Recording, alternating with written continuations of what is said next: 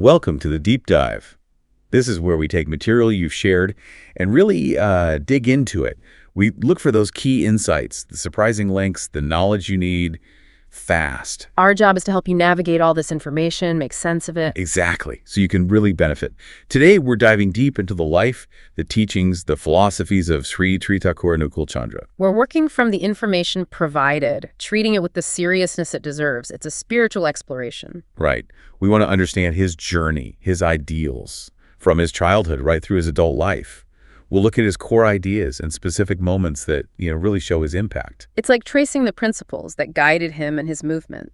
Think of it as exploring together, seeing what insights might be valuable for your own path. It's definitely a rich source. It's not just abstract ideas. It gives us the story of a life, how these teachings were actually lived out. And how they shaped a community, touched real people. Yes. Seeing that link between the spiritual principles and the day-to-day reality of his life and interactions, that's key. Exactly. And hopefully, by understanding all this, maybe something resonates with you, offers a new perspective, or even some practical wisdom for, navigating things today. It's an invitation, really, to explore a different way of being and becoming, as the material puts it. Guided by his example and his words. Okay, so let's start at the very beginning, his birth. Okay.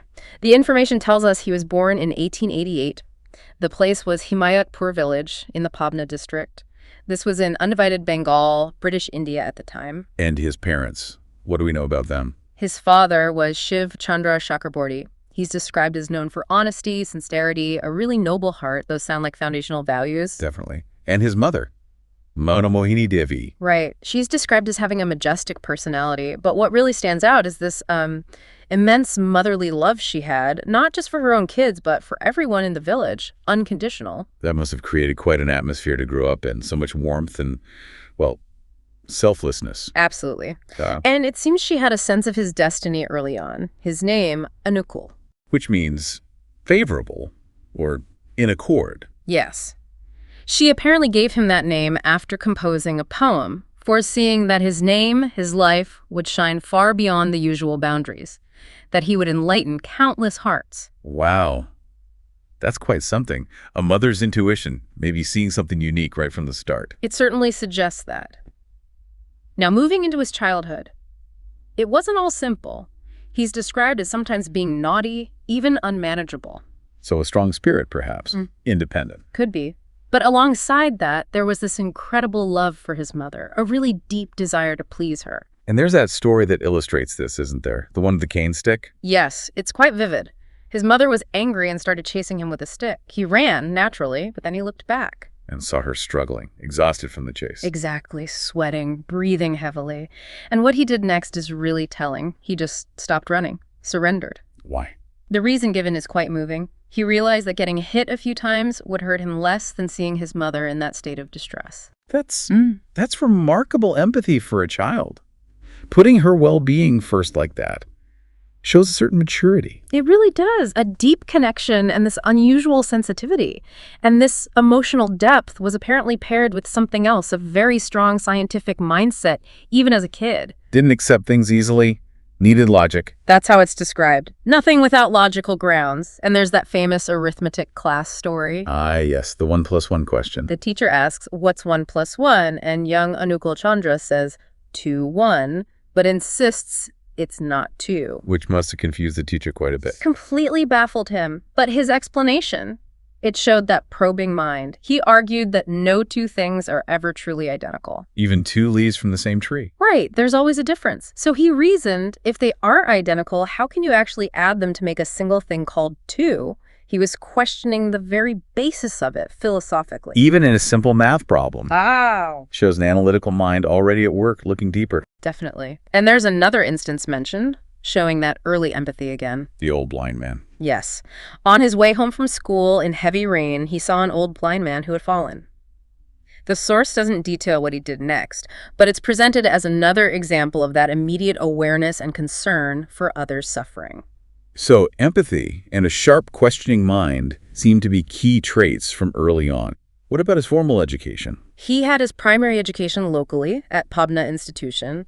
Later, he was nominated for the matriculation exams, like high school finals, from Mahendranath School in Naihati. But something happened, right? His schooling didn't continue conventionally. No. There was an incident. A classmate was crying because he couldn't afford the exam fee. And Anukulchandra. He gave his own fee money to the classmate.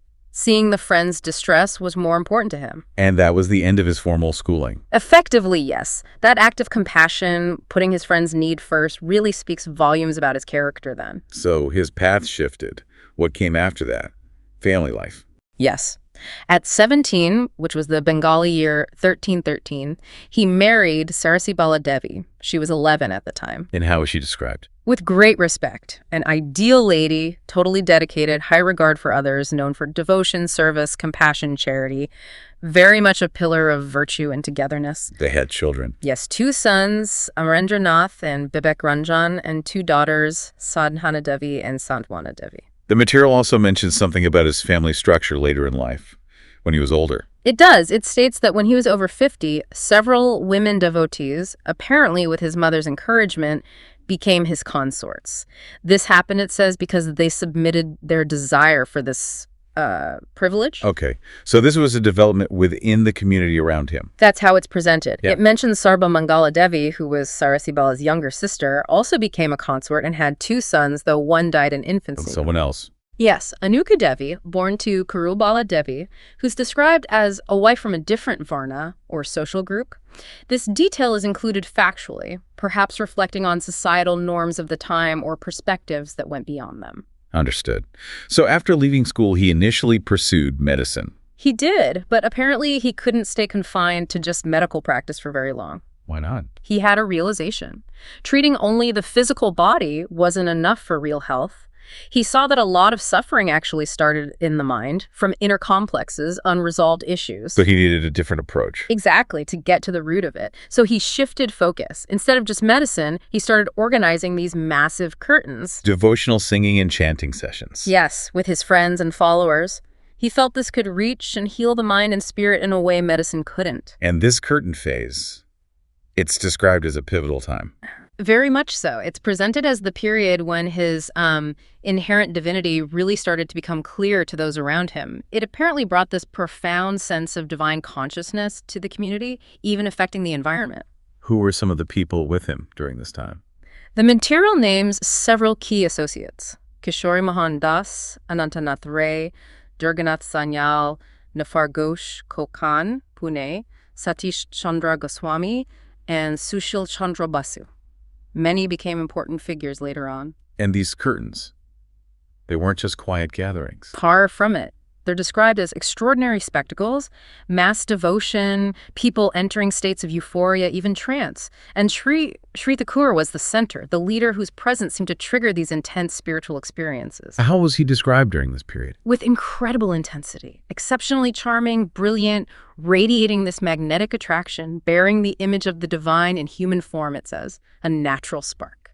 And this is when people started calling him Sri Thakur, seeing him as God incarnate. Yes. Witnessing these things, feeling his presence, it was a direct response to what they were experiencing. The most extraordinary part seems to be the physical things that happened to him during these states, the samadhi states. Absolutely. Samadhi being that state of deep spiritual absorption. The descriptions are dramatic. His body temperature would skyrocket like cinder or plummet to ice cold. His heartbeat would stop, sometimes for hours. Yes, or slow right down. His body might lie completely flat or suddenly go into complex yogic postures, mudras, effortlessly, one after another. And even jets of blood from his skin. Thin jets spraying from the pores. It's described as defying normal physiology. Yet, even in these seemingly lifeless states, his body apparently radiated a glow. And he would speak. A seamless flow of words, sounds, voices, some recognizable, some unknown. The parts people could understand were felt to be messages from a high consciousness, often direct answers to unspoken thoughts or questions people had. Wow. And not just understandable messages. Right. Other outpourings, too, sometimes described as discordant, maybe disjointed, but still powerful and rhythmic. People felt their significance. So they started writing them down. Yes, at the urging of someone named Brundaban Attikari, they noted down the messages they could understand in Bengali, English, Sanskrit. And these notes eventually formed the basis of a holy book. So these curtains were incredibly potent, a time of revelation, physical phenomena, and the beginnings of his recorded teachings. Which leads us to Satyanasaran. Exactly. The origin story is very specific. It was in 1910 AD, Bengali year 1316. Thakur was 22. A devotee, Anukulchandra Bhattacharya, was facing a job transfer. He was distressed about leaving Tucker. Deeply distressed. In tears, he prayed, asking Thakur to write down some guidance for him, something he could take with him to stay connected and inspired. And Tucker's response. Truly remarkable. In just one night, spontaneously, without interruption, he wrote down these advices, penned them in a simple schoolboy's notebook. Intended as guideposts for Atul. Yes, a flow of life and light, brought forth by the devotee's sincere prayer. But then, Akul got transferred, and somehow the notebook got forgotten. Forgotten. With such precious content. It seems so. Thakur himself got deeply involved in his work, curing ills of body and mind for the growing number of people coming to him. Years went by. Until someone found it. Yes, eventually a devotee named Berenda rediscovered it among Thakur's things. Realizing its value, he arranged for it to be published in Calcutta as a small booklet. And gave it the name Satya, meaning in pursuit of truth. And it quickly became incredibly popular among his followers. Why? What made it resonate so strongly? Its qualities. Striking simplicity, directness. It wasn't just abstract philosophy. It pointed out specific pitfalls on the path to truth, offered clear guideposts, described the journey. Very practical. So people could really use it to shape their lives. Exactly. That's why its popularity endured and grew. It contained the essence people needed. And it was later translated into English. Yes, though much later, over 40 years after it was written.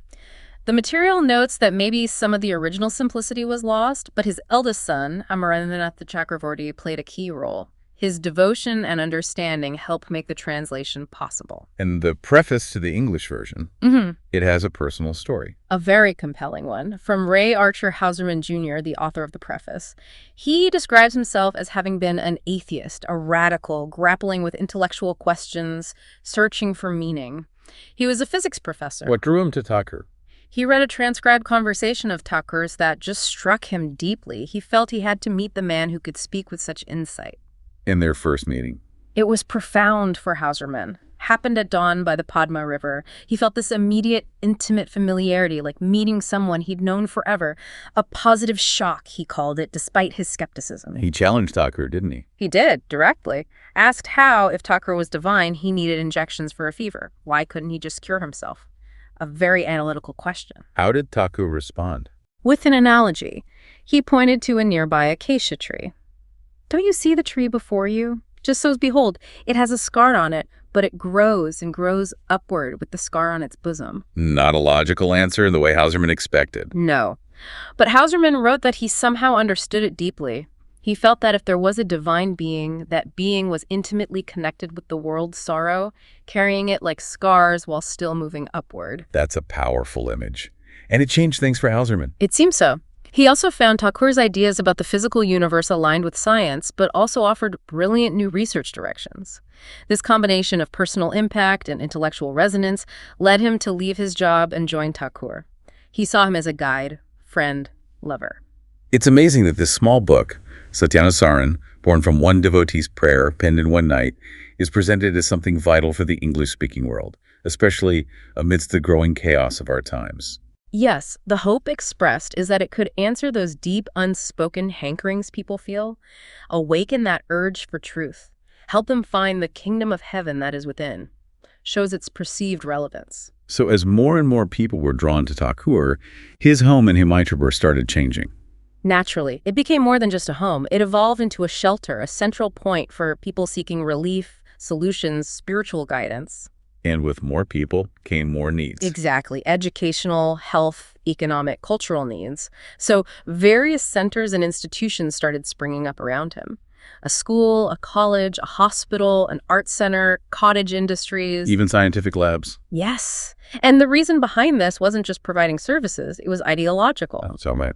The goal was to keep people engaged in creative, scientific, entrepreneurial activities, to develop all human faculties in a balanced way. It became this unique fusion. Science and dharma, material and spiritual, body, mind, soul, all integrated. Precisely. Aiming for that being and becoming, protecting existence while furthering growth in harmony with the surroundings and the ideal. And this place became known as the Sri Thakur Anukulchandra Ashram. Yes, and later, because his mother Manamohini Devi wished it, it was formally named Pabna Satsang Ashram. Satsang meaning, associating with truth or true people. And Thakur himself was at the very center of all this activity. Absolutely. Not distant. He was the driving force, the inspiration, the guide, involved in every detail, it seems, and deeply aware of each person's inner life, their secrets, wants, longings. Krishna Prasama Bhattacharya's account paints a vivid picture of this growth. It does. How the village turned into a colony as disciples settled there, how necessities led to starting institutions, and Thakur was right there, working, even begging for funds sometimes, like for the Tapovan educational home, which filled up quickly. And the story about the science lab. Yes, Krishna Prasanna recounts Thakur playfully asking for funds for it. Krishna Prasanna initially thought it was absurd, a fancy lab in a backward village, but it happened. Buildings, equipment, scientists came. It wasn't just the lab, right? Other things, too. Many other things. A powerhouse, mechanical workshop, chemical works, art studio, engineering works, scientific industries. They even developed new medicines from local herbs. So ideas turning into reality against the odds. That seems to be a theme. Definitely. Highlighted as a testament to his constructive genius. The whole place is described as a busy beehive educational, economic, social, industrial activity, all coordinated and harmonious with human needs and spiritual seeking. And the key was his personal connection. Intimate touch with every individual, knowing them, guiding them towards their own superior becoming, helping them grow according to their nature. Okay, let's shift now to his core philosophies, his main teachings. Where do we start? Well, a central principle for unifying mankind is stated very clearly. God is one, Dharma is one, prophets are same, servers of the one. Unification through recognizing the shared source. And this connects to his view of past prophets. Yes, deep reverence for them. He didn't dismiss them. He saw himself as upholding and fulfilling their essence. The teaching is to follow the present prophet while respecting the past ones. Because all prophets shoot from providence. The present prophet is the consummation of all prophets. It implies a continuity, a culmination in the present ideal. And for daily life, he gave specific practices. Yes, what's called an ideological tripod. Yajan, and Istabriti. Can you break those down? Yajan is basically personal spiritual practice, self-growth. Yajan is spreading the ideal's message, sharing it out of love. And Istabriti is serving the ideal and the community, which includes financial contribution. These three are seen as key for upliftment at all levels, individual, family, society. The material also mentions his views on the social system. Varnashram.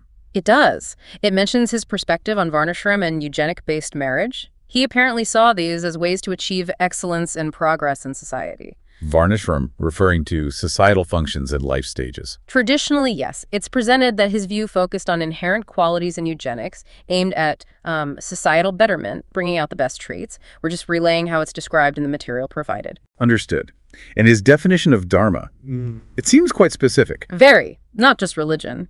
He defined it as the laws that sustain life and growth with every effulgence of personality, both individually and collectively. So, Dharma is about the fundamental principles that allow life to thrive and personality to radiate at all levels. And he pioneered this movement of being and becoming. Yes, protecting existence, being, and fostering growth, becoming. And to help spread this, he nurtured dedicated workers. Ridwiks, Adwarjis, Yajaks. Those are the terms used. Different roles, but all committed to disseminating his message out of love, not just duty. They were key to guiding disciples and propagating the teachings within the structure. And the result of following this path, what's described? Accessing inner energy, better adjustment, elevation, leading an istacentric life focused on the ideal, the beloved. It said this naturally pushes out negative tendencies, fosters love and service, and helps align your work with your natural inclinations. Let's dive a bit deeper into that being and becoming idea and the role of service. His focus was man-making. Yes, seeing every person as an asset, with biological roots but huge potential. His ideology aims to protect existence, the being, and promote growth, the becoming. And he felt others suffering very deeply. Intensely, eager to alleviate it. This sensitivity was described as incredibly fine, even feeling the feelings of an ant. Which connects to that teaching. As long as you feel pain in your body and mind, keep trying to remove the pain of an ant too. It links inner empathy directly to outer action, to service towards all beings. The goal being liberation, freedom from past suffering, moving towards deliverance. Exactly. And there's that powerful quote about love versus power. If you have gained such powers, move the sun and the moon. But if you have no love in your heart, you have achieved nothing. Right. It puts love absolutely paramount. Power without love is empty. The material also introduces a specific welfare scheme he developed, Swasthani Vrata. Yes, Swastiani, meaning a scheme for well-being and progress. Metaphysically, it connects the individual, soul, and society through providence, the divine, via existential principles, laws of life. Its core purpose. Protection and progression. Thakur is seen as both savior, protecting, and promoter, furthering growth. It works psychologically, physically, socially, all fueled by devotion to the ideal. And his life and ideology are the source, the example of Swasthani. Yes. It's a welfare scheme starting with the soul's well-being, leading to balanced growth in all areas: body, health, mind, motives, society, environment, work, economy. It covers the whole of life. But it needs the right foundation, not just the external form. Correct. The material warns against adopting the form without the ideological core or with a distorted understanding. The aim is balanced, progressive community living, driven by human energy and industry, following his specific principles. And that plant analogy. It's a lovely one. Swasthani is like a plant growing from seed to a huge tree, self-sustaining, protecting, propagating, serving the environment, growing, bearing fruit, multiplying, even serving after it ceases to exist. So daily practice makes it grow stronger. That's the idea. Manifesting externally as a better person, more peaceful life, socially useful. Even big events like a Swasthani conference are compared to afforestation, mobilizing resources for growth. But the urge comes from within the devotee, a natural flow. Which brings us back to service. It seems fundamental. Absolutely central. Service is the backbone of commerce. Money is the symbol of thanks for service, redefining economics around value provided. And service elevates being and becoming. So service isn't just for others, it's key to your own growth. Exactly. Even politics is framed as service to the necessities of man, shifting the focus from power to meeting needs. Another core concept is attachment to the ideal, the living master. Crucial. Attachment towards the source is devotion, and wisdom is in proportion to the degree of devotion. Devotion is that attachment. Love is concentrated devotion. And obeying the master's orders. Important, but specifically with pleasure. The student or disciple who gives his all in carrying out the orders of the master with pleasure is never disappointed. It's about obedience rooted in love and trust. The master is seen as bliss embodied, the absolute. Bob Cummings' question about loving a guru fits here too. Yes, Thakur's answer. If you love your guide, your whole body will say the real of guru. Meaning, the guru's essence becomes part of your being, expressed through you, not just an idea. And true faith, how is that described? Unshaken by contradiction, based on realization, deep conviction. It leads to knowledge and peace. Faith and devotion are like twin brothers. Removing doubt is attaining knowledge. And there's a difference between real and counterfeit devotion. Clearly stated, real devotion, thin ego, seeks advice gladly. Counterfeit, stiff ego, resists advice, gets irritated. True devotion involves loving many, but ultimately for the sake of the one, the ideal. Wisdom comes from realization, not just intellect. Yes. Wisdom destroys confusion, gives discernment. Ignorance causes grief. Knowledge brings bliss. There's an inverse link between ego and knowledge. Rigid ego, greater ignorance, lighter pride, brighter knowledge. Doubt fuels ignorance. So the path is active. Remove doubts, focus on the good, the ideal. Immerse yourself in those thoughts. That's how you gain wisdom and bliss. The constant effort to stay attached to Sat, the ideal, is devotion, bhakti. The truly devoted are truly wise. Intellectual wisdom alone is just words. And following the present prophet helps you love the past ones more truly. That's the idea. It's a culmination, not a replacement. Ego, humility, vanity, these affect your ability to gain wisdom and devotion. And Sakyanusaran is a guidebook for this pursuit of truth, finding the kingdom within by aligning with the ideal. Beyond the philosophy, the material gives examples of his direct impact, things some might call miracles. Yes, instances showing how he touched lives. Even in childhood, his love apparently worked wonders among his friends. And his ability to perceive things deeply, unravel mysteries. Described as exceptional from a young age. His sharp senses penetrating situations. And those samadhi experiences we talked about, the physical phenomena. While extraordinary physically, they're presented as sources of wonder, confirmation of his nature, and crucially, as channels for powerful messages that offered real solutions and guidance to people's inner struggles. His healing ability, too, body and mind. Mentioned as part of his work throughout, a direct way he eased suffering. And the creation of those institutions, schools, labs, industries from seemingly impossible beginnings. Highlighted as his constructive genius, translating vision into reality, building infrastructure for well-being against the odds. Inventing new medicines from local herbs fits here too. Krishna Prasanna Bhattacharya used that metaphor, repairing men like motor cars. Yes, a vivid way to describe his transformative effect, making the debilitated healthy, the hopeless hopeful, the weak energetic, inspiring the depressed with love, life, and lift, awakening potential, dreams of a Caesar, inspiration of a Joan of Arc. He also influenced significant public figures. Like Deshbandhu Siar Das, a major freedom movement leader who reportedly accepted him as his spiritual guide, shows the reach of his influence. And that comment from the Australian Christian missionary. Comparing his work to what Christ might do in modern times, an outsider's perspective on the scope of his activities. There's also that specific story about the trees, when they needed to build a new building. Ah, yes, the pomegranate, cherry, and Schwessner trees. They were on the site, and Thakur strongly objected to cutting them down. Someone suggested just cutting branches. An elderly devotee, Maya Mashima. But Thakur's reaction was intense, compassionate. He basically asked, if that life force were a daughter inside you, could you cut?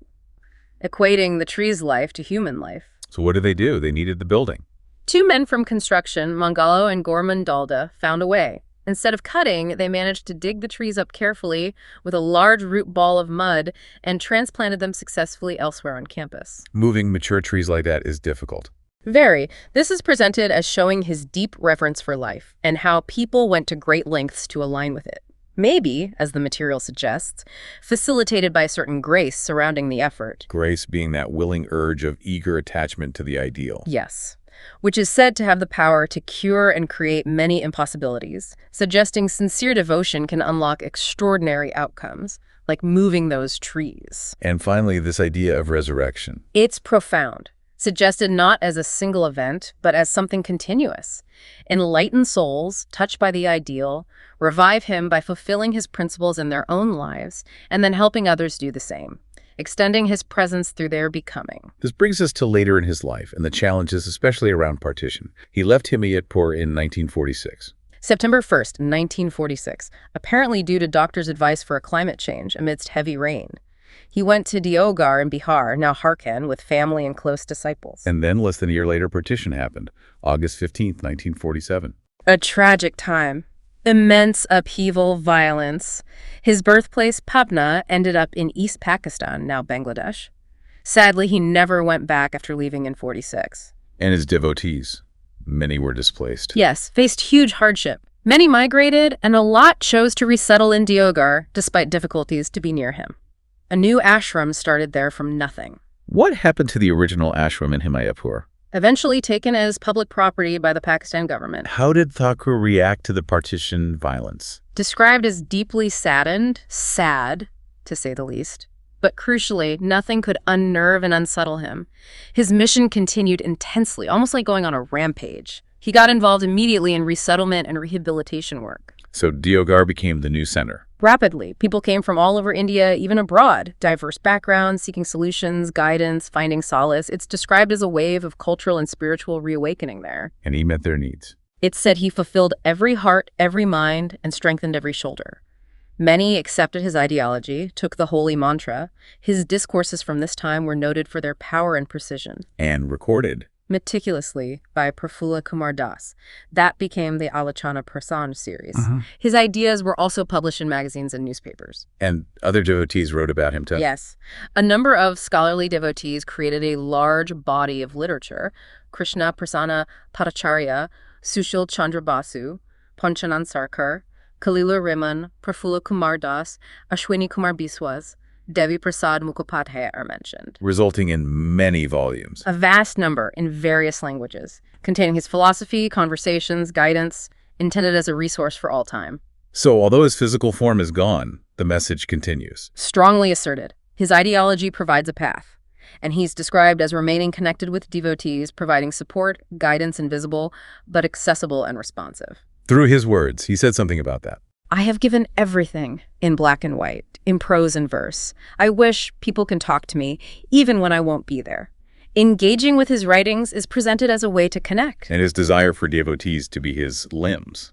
Yes, so he could move around everywhere, continuing his work through their actions. There's a hope expressed for the future. Yes, that good times will come when people sincerely follow his principles. Devotees' peace lies in his pleasure. Their goal is to live up to his expectation. The prefaces to his works echo this hope, that his words will help people find answers, awaken their urge for truth, give light, hope, energy. So we've journeyed through this material on Sri Thakur Anukulchandra, from his quite unique childhood in Bengal, through those intense curtain periods to building a community that adapted even through partition. We've seen those core threads. The absolute centrality of love and service, the power of devotion to a living ideal, the pursuit of truth through self-change, that whole concept of being and becoming. And the accounts of his impact are striking, from the spiritual phenomena to the very practical building of institutions, uplifting individuals. Even facing huge disruption, his mission carried on. And the legacy presented isn't just historical, it's dynamic, living on in his writings, the institutions, but most profoundly, perhaps, in that idea of his continued presence for devotees. And the call for followers to embody his teachings, to be his limbs. For you, the listener, seeking knowledge, those aha moments, these ideas offer a deep framework, connecting inner life directly to outer well-being, individual and societal. A holistic path. What really comes through is the conviction that fulfillment, personal and collective, comes from sticking to the ideal and active service based in love. It's not passive, it's a call to action. And that idea of resurrection through followers living the principles, that really changes the notion of legacy. It suggests an active, ongoing, transformative relationship with his ideology, his influence extending through their actions, their becoming. Definitely a lot to reflect on there. The principles, the journey, the path. What does it really mean to pursue truth so sincerely it changes who you are? How does a living ideal shape that? And maybe the most challenging thought to leave with. If service truly elevates being and becoming, and love is the highest goal, how different would things be if we really oriented ourselves that way?